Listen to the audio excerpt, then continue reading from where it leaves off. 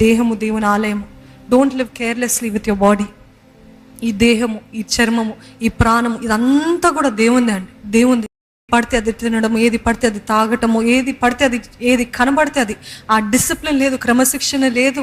ఇది తినకూడదు, అది తినకూడదు అని లేదు. ఏది కనబడితే గ్లటనీ అంట, నరకంలో అంట తిండిబోతులు కూడా వేయబడతారంటండి.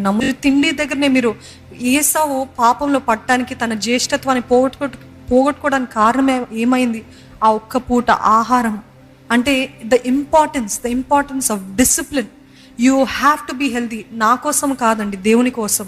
ఈరోజు మీది కాదు, ఇది నా పరిశుద్ధాత్ముడు, నా దేవుడు నివసిస్తున్న ఇది ఒక ఆలయం అని భావిస్తూ భయముతో, జాగ్రత్తతో మీ దేహాన్ని కాపాడుకోండి.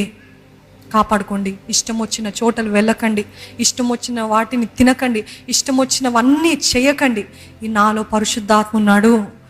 ఇది చూస్తే ఆయనకి నొప్పి కలిగిస్తుంది, ఇది మాట్లాడితే ఆయనకి నొప్పి కలిగిస్తుంది, ఇది ఇలాగ తలిస్తే ఆయనకి నొప్పి కలిగిస్తుంది, ఇవి తింటే నా దేహాన్ని నేను పాడు చేసుకుంటున్నాను. మీరు ఆయన నియమాలు, ఆయన చెప్పిన వాక్యానుసారంగా మనం కాపాడుకోవాలి. అదే రీతిగా ఆత్మపురుషుడిని బలపరచుకోవాలి, దేహాన్ని కాపాడుకోవాలి, ఆయన యందు భయభక్తులు కలిగి ఉండి ఈ క్రమశిక్షణ అంతా పాటిస్తే దేవుడు చేయవలసింది చేస్తాడా లేదా అంట. అప్పుడు నిజముగానే మీ జీవితంలో క్రమంగా వర్ధలత, ఆశీర్వాదము, అది పరిచర్యలో లేకపోతే కుటుంబ పరంగానో వ్యక్తిగతంగానో ఏ రీతిగా అయినా అన్ని రీతిలుగా వర్ధలుతారని ఆయన వాక్యం తెలియజేస్తుంది. నమ్మిన